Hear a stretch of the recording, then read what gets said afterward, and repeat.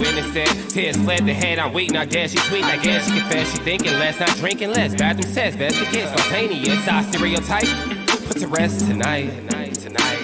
Imagine, believe, and achieve, it works. Skyline as a rise like fireworks. Smell through the bad. Hey, hello everybody, and welcome to this edition of After the Storm. Of course, I'm your host, Matt Clark, and welcome to the show. The Thunder, of course, winning tonight 118-112 over the Portland Trailblazers. Nice win for the Thunder, and we're going to talk a little bit about where the Thunder are, what this victory meant, how important of a game it was, and where all the standings are. So, first of all, the Thunder are now 37-38, so let's just go straight into the play-in so everybody will know kind of where the Thunder are with this victory. And the Lakers lost, and we'll talk about the scores and stuff in a minute, but the Thunder are now in 10th place at 37-38, the same record as the Lakers. And, of course, we're one game behind the Pelicans and the Timberwolves simply because we have one more loss than they do. And the Lakers, that was a huge loss tonight. I just don't know how they lost to the Bulls at home, but they did. The Bulls came in and got a victory over them, and we'll talk about that, like I said, here in a little bit. But anyway, the Thunder are now 37-38 in 10th place, and I don't believe this is a good matchup for the Thunder. And, of course, we'll talk about this more in depth tomorrow on the Unpopular Hour with my guy, Drew Hinthorn, HuskerDrewPicks.com, and High Stick Harry Ben Dillman. So anyway, looking at it, you can see what the Thunder did last night, or tonight, 37-38, winning 112, excuse me, 112 to 118-112.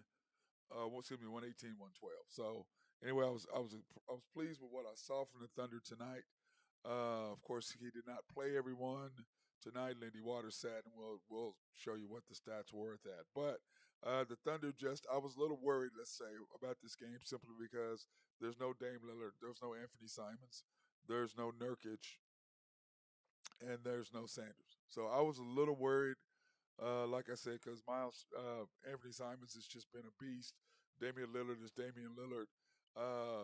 And then Jeremy Grant was out, and then also with Nurkic. So I was a little worried about this, but this will also help Ja by Damian Lillard being out because Ja might be able to slip in and get his $38 million now by making the All-NBA team. So I hope that works out for him because I don't want anybody to lose out on their money. So anyways, Thunder started out with the normal starting five.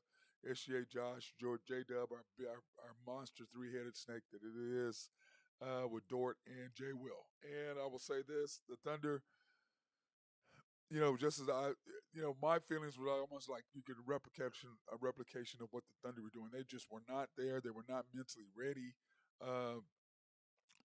The Blazers came out on fire, and we'll show the stats. I mean, they were just the first quarter. The Thunder just did not do a whole lot. Let's be honest.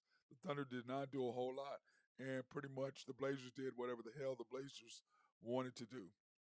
And the Thunder did hold them back and keep the game close-ish. But at the same time, the Blazers were just too much for the Thunder. And when we go into the first quarter, you'll see exactly what I'm talking about and see what they did. The Thunder, it was 37-25. The Blazers had a 12-point lead after the first quarter, and you see why. 6 for 9 from three, 70% from the field, 12 rebounds. 16 pips, 5 turnovers for them. The Thunder, on the other hand, were 3 for 10, 43%, 5 rebounds, 14 pips, and 2 turnovers. The Thunder had to do better. And then, of course, the bench scoring the Thunder were outscored 16-3 there in the first quarter. So there wasn't really, there wasn't a whole lot to talk about. There wasn't a whole lot to cheer about. The Thunder with the Blazers playing so many rookies. You knew they were coming out at home, and that's the time you do that. You don't play all your bunch of rookies. You play them at home because you got the home ground. And the Thunder clearly could not get anything done. But and the ebb and the flow of the game, it's early, and what that means is nobody's going to shoot 70% for the entire game. That's not going to happen. Okay, so you start out the second quarter. The Thunder start out with Trey Mann, Robinson Earl, Jang, Josh, and J-Dub. And remember what I talked about. I want J Dub and SGA and Josh and J Dub on the court at all time. I want two of those three guys on the court. Then if you want to throw in Jang or you want to throw in Man or you want to throw in Wiggins, whomever you want to throw in there with Isaiah, whatever, you can almost get away with it because you have both of those guys, two of your big three, in there at all times. So you can afford to throw some lineups around there a little bit. But I will say this: our defense started picking up right in the beginning. Perimeter defense as well. Now I will say this: back to the first quarter, the zone really hurt us a lot because we're shooting threes. We couldn't penetrate. SGA couldn't get off, even though he did have 9 points. We just couldn't get into kind of sort of the rhythm by them doing that to us for the most part of that quarter. But what happens is if you can pick things up on the defense, zone doesn't matter at that point.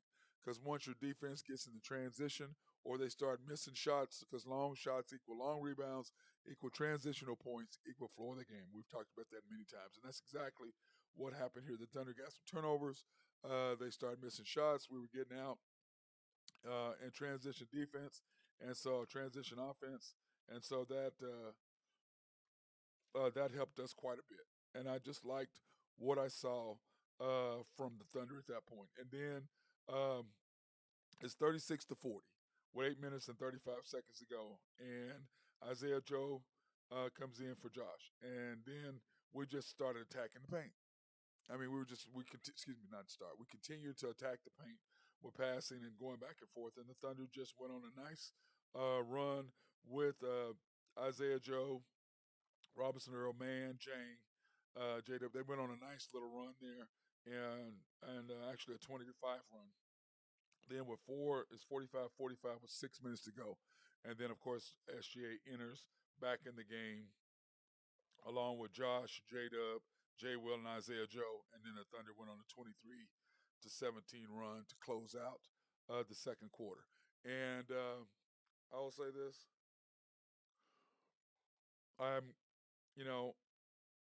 He didn't pull him this time in the second quarter. I don't know what he's been doing. Excuse me.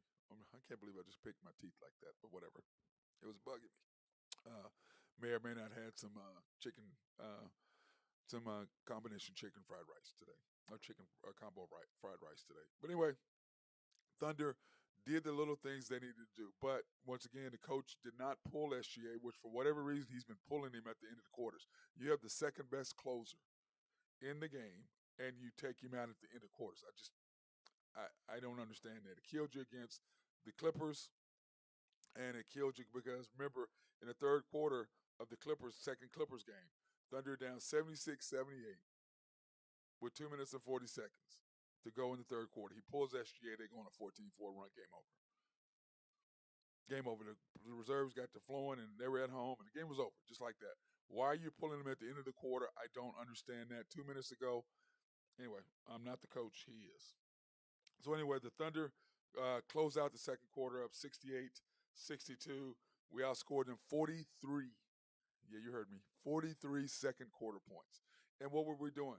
What we've always talked about. Attacking the paint by moving without the basketball.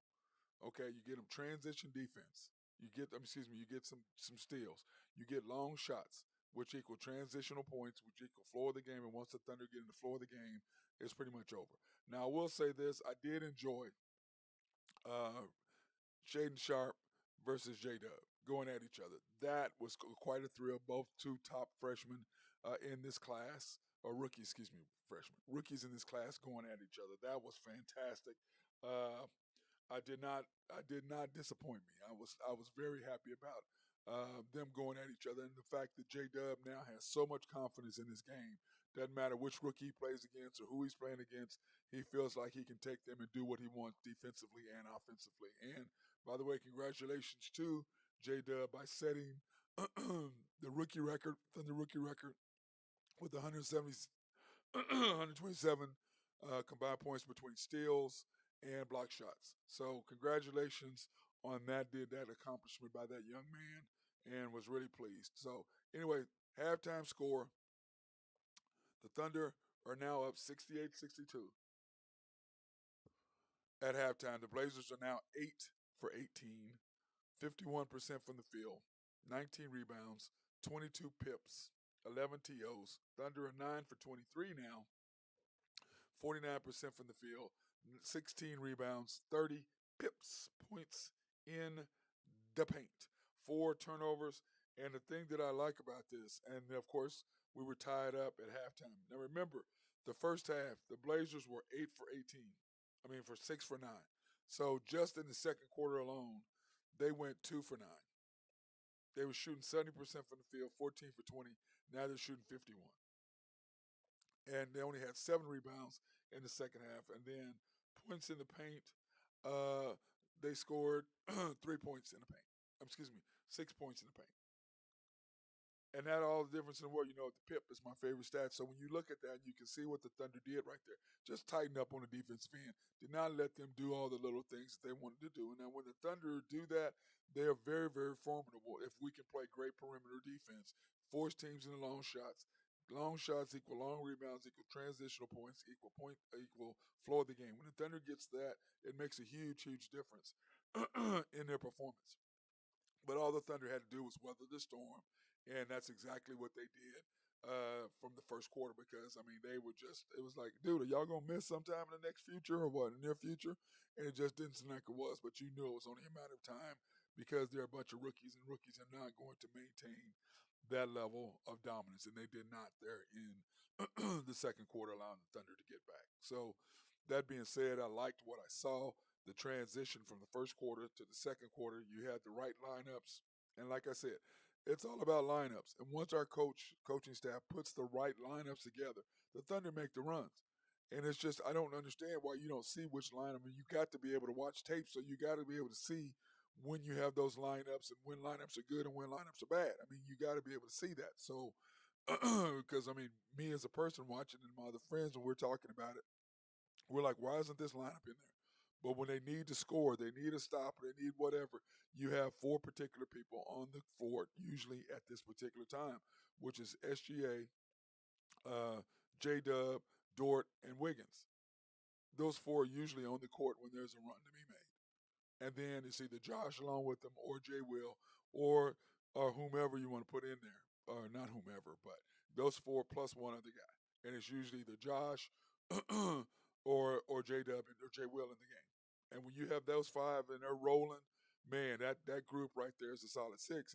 And that's why I say, you have your starting 5, plus you add Isaiah Joe and Wiggins. That 7 right there is solid. Then, depending on what the situation is, you can play guys in sparing minutes here and there. And I will say Robinson Earl did really good in the Laker game coming back for that. And the Thunder lost the Lakers, and we're going to go back over that when we talk about the Thunder upcoming schedule and what they need to do. And part of what they needed to do in my phase 2 of the season. Remember, phase 1 was, phase 1 was being able to win 2 out of 3 games at home. We beat Brooklyn, lost to Toronto on the road, and came back and beat Phoenix. So we went 2-1, just like I said we needed to do. Then on the road trip, we needed to go 2-2, preferably steal the first game at the Clippers, which we did. And then the second game, we just gave that one away. And then the third game against the Lakers, we pretty much gave that one away. When you're down 103 to 100 and you're on the roll and you got your guys in there and Josh takes a 3, then SGA takes a 3. You're down 3 with 2 minutes and something to go. What are you doing? Take the ball to the basket, score. Then they come down and they knock down the 3. All of a sudden you're down 6. Then we go to the basket and score. Well, why didn't you do that in the first place? And like again, SGA took another 3 today at the end of the game, up 14, 112, I believe it was. He took another 3. It's like, why are you shooting a 3 at the end of the games? And like I said, the thing with SGA has improved from last year to this year. Now he's got to improve. He's got his mid-range down and his mid-range down, which is not quite a 3. So his next progression and his greatness has to be able to knock down the 3 consistently. If he does that, the Thunder are going to be unstoppable next year. But that being said, the Thunder have to know when the game is tight, we have to attack the basket. You got back in the game by attacking the basket, and then you're going to settle for 3s, which, of course, we did again tonight. And you can't do that if you want to close out victories, which we haven't done early in the season. So I don't know if we're getting tired. I don't understand what's going on, but SGA is taking ill-advised threes at the end of the game with the game on the line instead of going to the basket. Now, once again, that being said, I have talked about SGA not getting calls going to the basket. And I told him, like tonight, he missed a layup thinking he was going to get hit, and he did not, and he missed it. So he just got to assume, look, I'm going to focus on scoring every single time. If I get bumped, I get bumped. If I don't, but I'm looking to score every time. So it's either going to be an and one or it's not. So he's you can see him, he's trying to adjust, being a smart player he is, to understand what is going on in the flow of the game. So that being said, great win by the Thunder, or a great job thus far in this first half. So we'll take this opportunity to thank our sponsors, Collaborative Logic. If you have any needs for any software or to be written for you to help your office run smoother, they can do that. Or if you need computers bought or new network set up, they can do all of that to help your company grow, as well as build websites for you. SRB, if you have any needs for engineering, surveying, or planning, my guy Mark is the dude for that. Oak Grove Trucking, to get that done. If you want to hook up with my boy Jose, if you have any rocks or dirt that need to be moved, he is the guy. Nafe Cole and my guys, Greg and Max Nafee, sponsoring us and everything we do as usual. And then last but not least, YNB, family owned and operated since 1912. They are the bank that makes things happen. You can pre-qualify online with them at www.ynbok.com. That's www.ynbok.com. They, of course, are an equal housing lender, a member of the FDIC, and they are our sponsor for us to go out and do live remotes in minority, women, and black-owned businesses. Now, if you don't want to pre-qualify online, please go in and see them, the guys at the main bank, Joe Horn, Nathan Taylor, Carson Wright at 401 M Main Street, downtown Yukon. Or you can go visit the YNB East, which is on 66th and the Yukon Parkway, YNB Mustang, 218 North Mustang Road there in the city of Mustang. YNB Parkway, which of course is right off of Garth Brooks Boulevard and I-40 right there in front of the hospital. Now, the location I always go to is YNB Peoples, 23rd Street, between MacArthur and Rockwell. That's where I go, but you can go wherever you need to go in, and you go in and see the guys. They love to see you and be able to talk to you, whether you want to do it in person or online, however you want to do it. Please, by all means, go in and see those guys at any of those locations. Okay, so to start the third quarter, we of course start with our starters, SGA, J-Dub, Josh, Dort, and J. Will. And I mean, we just started out, just lethargic, not into it. They go on an 11-0 run. We were shooting shots. We were missing shots. J Will, he's just a big body. He doesn't really have, he just doesn't have that athletic ability to go up and block shots. But he's got the body to maintain and to keep people, big men, off the boards and keeping them from getting to their spots. So I do love that about him, but him being able to go up and dunk on people, that's just not how he is. Now, going straight through without anybody there, oh yeah, he can do that at 6'11". But, I just, once we talk about, what do we talk about? One of the keys to every game we talk about the Thunder is getting off to a good start. Once we get off to a good start, because remember, we close nice at the end of the second quarter. You want to carry that momentum into the third quarter. We did not do that. We came out shooting threes, just kind of casually, just throwing the ball away. It was ridiculous. And what did that mean? Gave those young fellas of Portland a chance to get back in the game, and that's exactly what they did. And I will say it's at 74-75, and the coach, great timeout by him with the 6:37 mark, because the Thunder just, excuse me, I'm sorry, that was at the 10-minute mark. And then 74-75 puts Isaiah Joe in for Dort, because Dort was just atrocious tonight offensively. But part of that is I have zero problem with, because I want Dort to focus on defense. And once he focuses on defense, if you can shoot 6, 8, maybe 10 shots a game, max. And if you can go, 4 for 8, 4 for 10, 3 for 8, something like that, I'm perfectly okay with that. 1 for 3 from 3, or 3 for 6 from 3. I don't really want to shoot that many times. Let's say 2 for 5 from 3. I'm okay with that. But him trying to take over and drive to the basket and shoot a bunch of shots like he had some crazy, he 2 or 3 possessions, he went down there and he shot 2 or 3 possessions. What are you doing? Why are you trying to score? You're not having a good game. When you're not having a good game, you got to understand that you just need to quit trying to press it because that's not in your DNA. You just do not have the skill set. But that being said, uh, Robson Earl comes in for Jay Will and scores 78-78. And what I love about what I was seeing from here is the Thunder start picking it up. You can see it, the defensive pressure. You can see their intensity. They're going to the basket more. They're sliding over, taking charge, getting their hands in the passing lane, putting their hands on the basketball. And it just made a huge, huge chance. But I will say this, at 81-85, this was a huge uh, momentum swing. 81-85, we threw the ball away. They have a 2-on-1 fast break. Isaiah Joe takes a great charge. Then we come down and Trey Mann goes up on a missed shot, fighting for the basketball. We end up getting the ball. Now it was, when you see the replay, it was clearly off them, but Chauncey Billups did not throw the challenge flag. So that being said, the Thunder take it out, and then Isaiah Joe gets fouled for 3 free throws. So they go for an and one, they go for a dunk and a fast break, which the crowd would have went crazy by Shaden Sharp. Joe took that away to Trey Mann hustling, getting his hands on the ball, forcing it to go to getting the Thunder, getting the lucky call, and then Isaiah Joe for the three.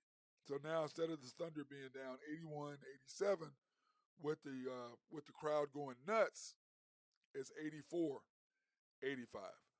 And I will say, what a huge, huge, huge transitional point. And now most people, I don't know if you would notice that in the broadcasting crew, which I prefer not to listen to at all, but we have no other options because we're not on national TV yet. So hopefully next year we'll have more TV games so we can watch TV on the road. Not home games, I'll be there, but on the road games, it's just hard to listen to these guys because to me, that was a pivotal point of the ball game. That's when you talk about the charge, which they kind of did, but then the hustle play by man, and then the 3-point play. Yeah, they talked about it a little bit, but the dynamics of that going 81-87 with the alley-oop dunk, and Shane Sharp had just had a dunk before that, crowd is going to be going crazy. The momentum is going to be completely swung in the opposite direction, and the Thunder would have probably been in trouble at that point. But instead, there's a charge, there's a hustle play, we get the ball with no challenge, because if he'd have challenged it, we probably would not have had the ball. And then the three-pointer foul on the three-point play. Great transitional point at that particular. I mean, I loved it. So all of a sudden it's 91-90, and you have SGA, Joe. Who we have? We got Isaiah Joe, SGA, J Dub, Trey Mann in the game. Loved what I saw right there, coming back and forth. SGA, of course, does what he does, and then he pulls him out with 2 minutes to go, and then puts him right back in 1 minute. I don't understand that last against the Lakers. He pulled him out for 45 seconds. Why are you even pulling him out? Why are you pulling him out at the end of a quarter? He plays all end of the quarters all year long, and now when you get to playoffs, you change your strategy. When it's playoff time, when every game counts, the second best closer in the NBA, you're taking out at the end of quarters. All year long, first and third quarter, he played the whole quarter, never came out.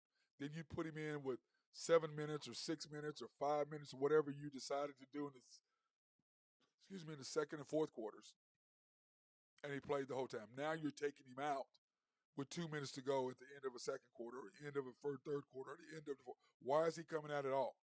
Lakers game, it cost you. For sure, it cost you in the Clippers game. Not having Josh on the court in the second quarter, not playing for the last 6 minutes of the quarter, but having Lindy Waters in the game. How you don't have your second best player on the court at the end of a half or end of a quarter, beyond me. You have somebody else in there who committed a dumb foul, which cost us the lead at halftime, gave them momentum going into the third quarter. Then 76-78, you pull SGA, they go on a 14-4 run. What are you doing? Why are you changing that strategy? You have the best closer, and he shouldn't come off the court at the end of the quarter. No way. Not within 2 minutes to go. I'm not taking him out. Then you take him out for 45 seconds, you put him in. You take him out for a minute tonight, you put him back in.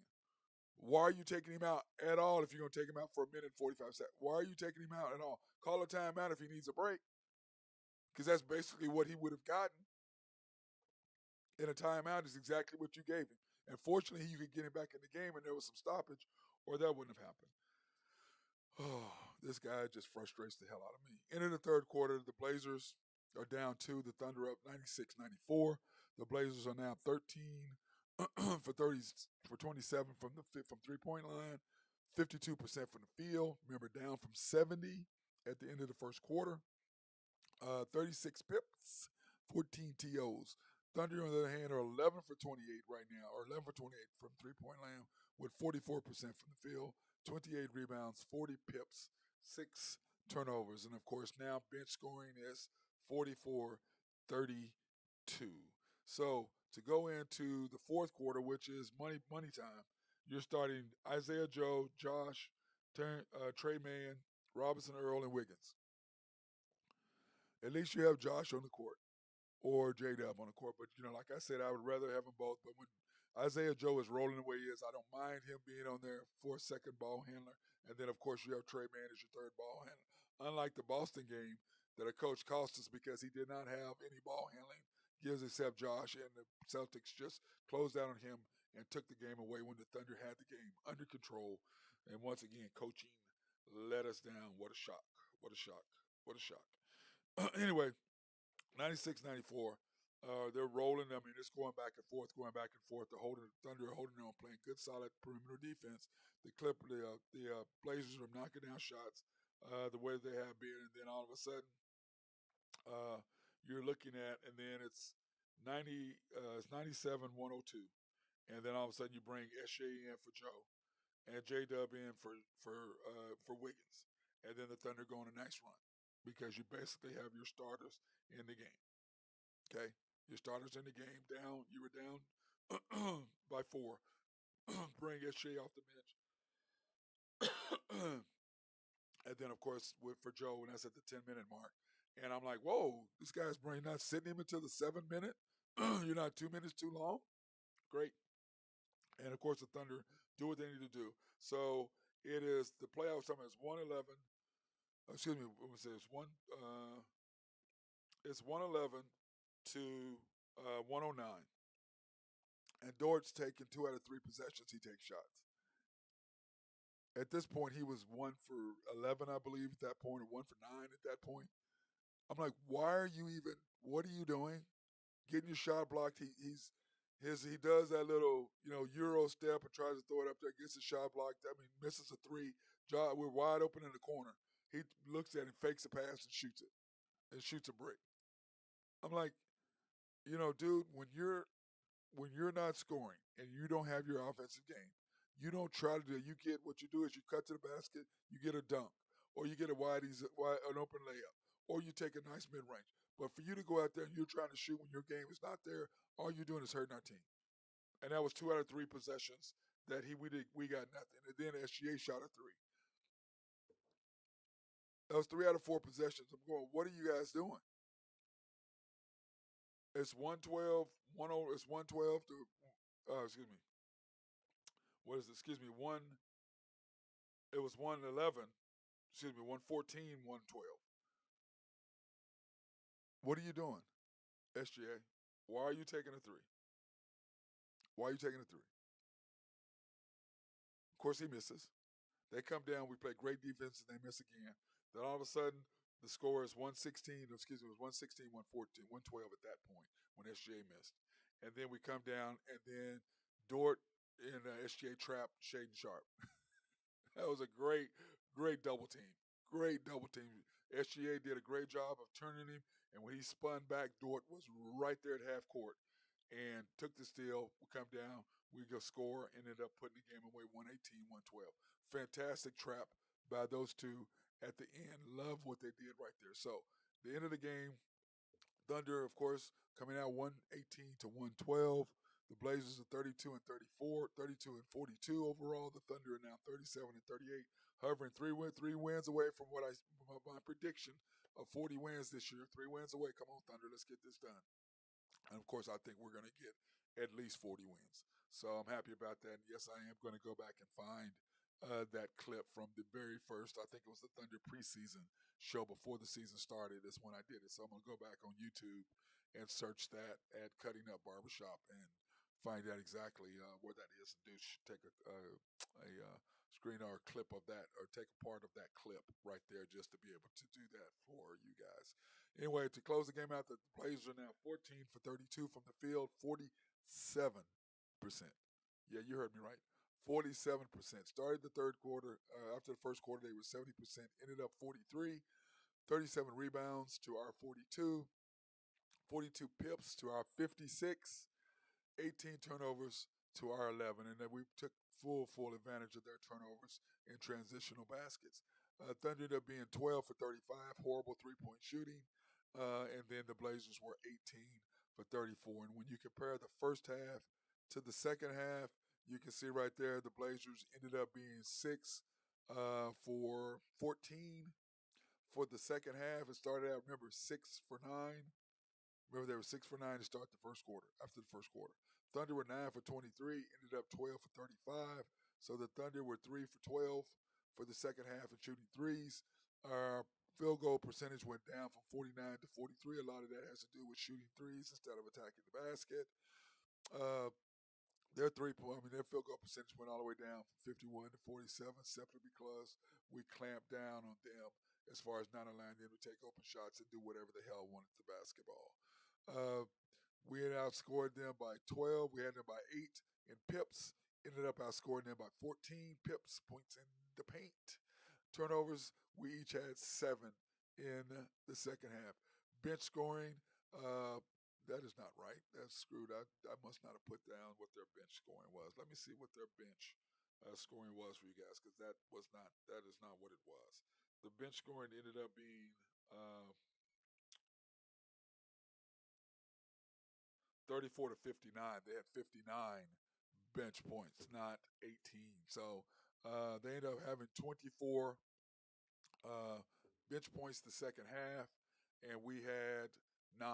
So they outscored us 24 to 9. But of course, they're playing their whole benches because they're, like I said, their 4 starters were not going. Jeremy Grant, Damian Lillard, Anthony Simons, and Nurkic. Those 4 were out today. So that helped the Thunder get one. I'm not sure if they are tanking all the way.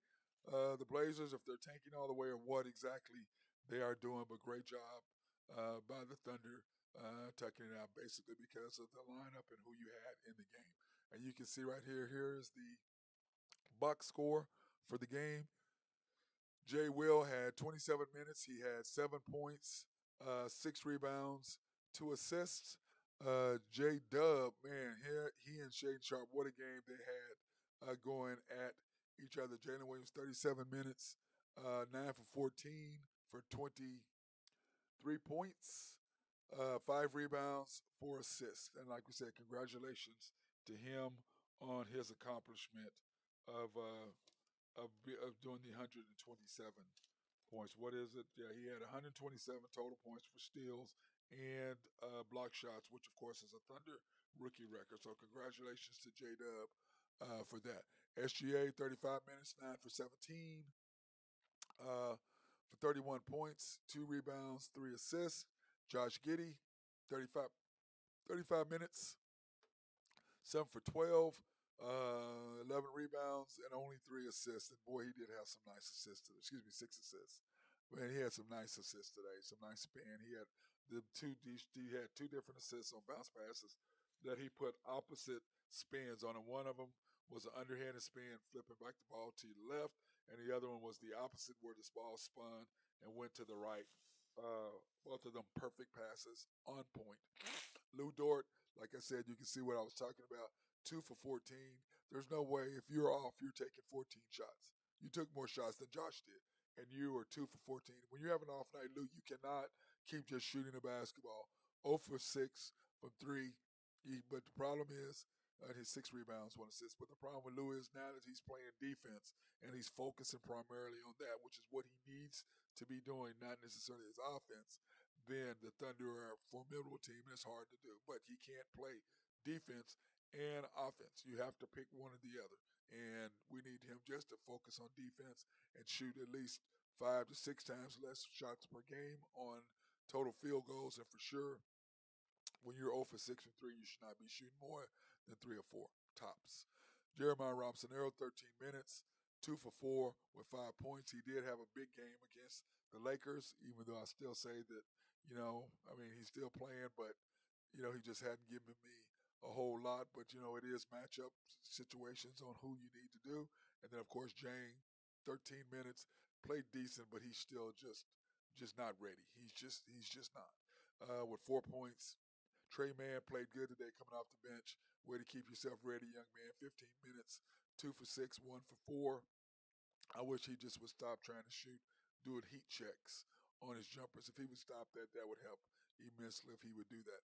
Isaiah Joe, 28 minutes, 5 for 12, 5 for 10 for 3 for 20 points. Had a nice workman's night tonight. Made some good plays. And like I said, the big play was 81-85 when he took the charge and then knocked down the 3 free throws. That's a 5-point swing if you hadn't counted that up.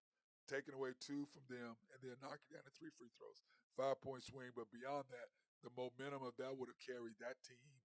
The Blazers being the young team that they are with that alley-oop dunk at home, the crowd would have went nuts. All the momentum would have been completely towards the Blazers. So way to go on that on your defense. And of course, Sarge didn't play, Lindy Waters didn't play, and Pochette Poku hasn't played, which means that he's going to play Lindy top minutes this coming week. That's what that means. Now, speaking of this coming week, here are the Thunder's upcoming schedule for this week, which means you look at Charlotte, which they have beaten the Mavericks twice. Back to back, can't believe the Mavericks lost to them twice. But the Mavericks on a 4-game losing skid.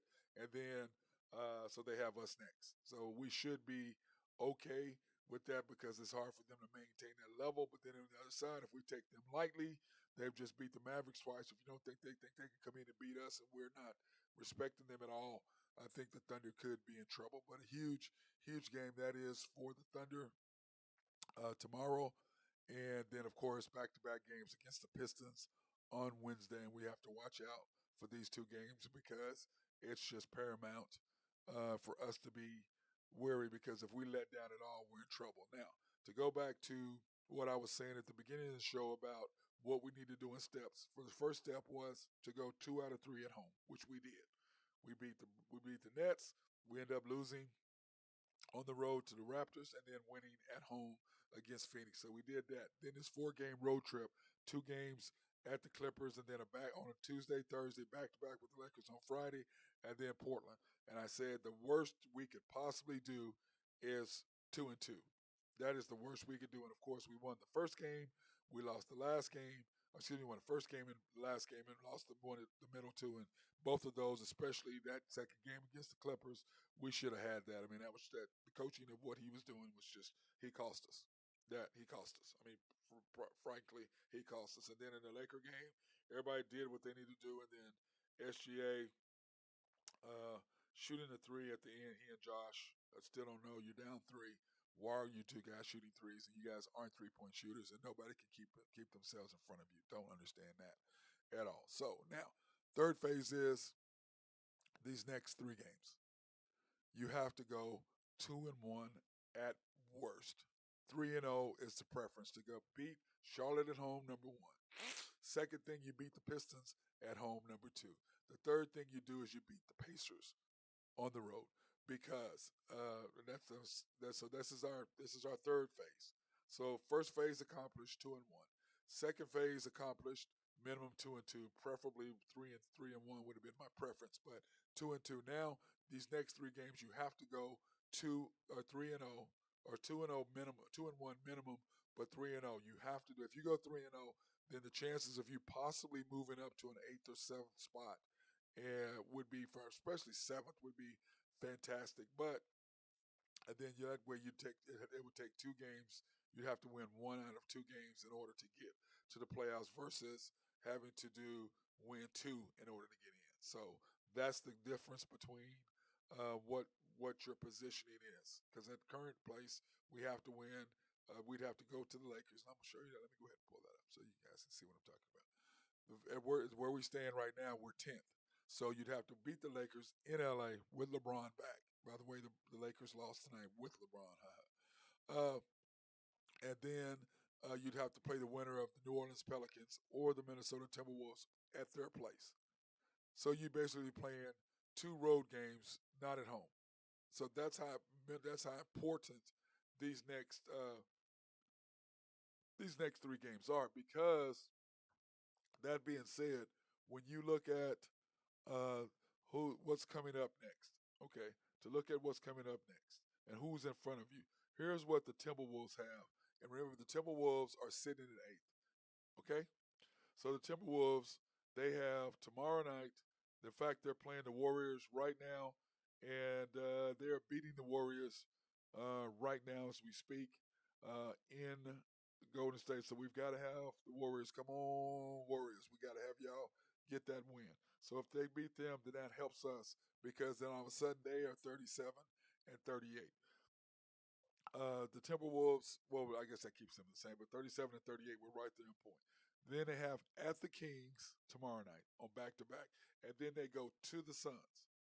Okay, to the Suns. So you look at what our 2 games are coming up, or our next 3, and their next 3 are at the Kings, at the Suns, and then the Lakers at home. And those are must wins for the Lakers and must win for the T Wolves. So the Thunder go, let's say we go 3-0 in the next 3 games, then that could possibly move us up past Minnesota to make 7th. And then you have the Pelicans, which is next, who is right in front of us, that we've got to jumpstart them and the Lakers. So, and let's start with what the Lakers are, since they are the ones that are like directly in front of us.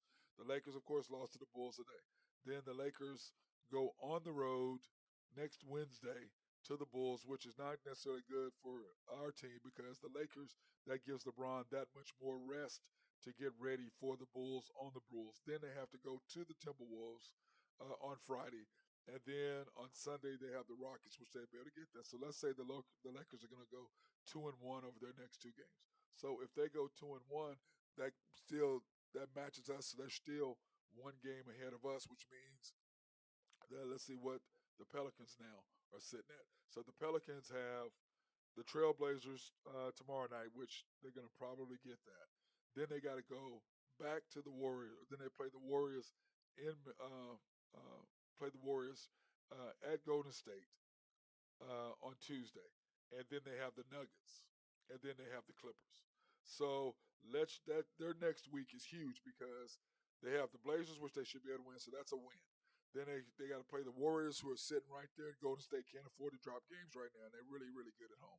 So let's say that's 1-2, and then they have to play at the Nuggets. That's 1-3, and then they have to play at the Clippers. That's 1-4. So then all of a sudden we move ahead of them, and the Lakers, based on what I just talked about with the Lakers, all of a sudden the Lakers are now 7, and we are 8th position, and then the Pelicans are 9th in Minnesota. So we would be ahead of those guys. Okay, so that's kind of how that would work. But like I said, then the Lakers, going back to what I was saying with the Lakers, when you look at their schedule, they have to play. Let me see what they got this week. Like I said, the Bulls and then the Timberwolves. So they should be. I should say they're going to. Let's say they're 1-1. They'll be 2-1. Play the Jazz 3-1. They can't beat the Clippers, so they're 3-2 of their next 5 games. Suns at them, let's say 3-3, and they finish out 4-3 or 5-2 is what they can finish out their remaining season. So if they do that, you have the Thunder, and like I said, when you look at our schedule, if the Lakers go 5-2, let's say, the Thunder we will be 1-1, so we can go 3-0. Then we have the Suns, so let's say 3-1, 3-2, 4-2. And then we have the Grizzlies at home, depending on what the Grizzlies need to do. So that's let me see, what is that? 2-1, 3-0, 3-1, 3-2, 4-2. We can finish 5-2. So we'd finish with the same record as the Lakers, which they'd be the 7th seed, we'd be the 8th seed. In that particular case, that we would have to play LA in LA and then turn around and play the winner of the Pelicans and the Timberwolves in Oklahoma City. So So by sitting there, you only need one win, and you get two opportunities, and one of those opportunities at home. Now it'd be even better. I would rather not see the Lakers if that's okay with LeBron. I think they're a lot scarier team trying to see the Lakers uh, with LeBron. I'm not necessarily uh, thrilled about that if we have to play them right off the bat. That's not something that I really want to see. I don't think uh, people want to see them in the playoffs for a healthy LeBron and them playing the way they're doing. But they lost tonight to the Bulls at home, so we'll see. We could get lucky and they could not have the chemistry they had when LeBron was gone. Now that he's back, so we shall see. So that being said, tomorrow, please by all means, Ace, by all means tomorrow, check out our show, The Unpopular Hour, so that we can talk about the NCAA. In fact, let's go ahead and talk about that. I don't know if you guys know what happened in the Final Four, but we do have the Final Four. And San Diego State, of course, beat Creighton by one. What a great game that was to push their ticket to the Final Four.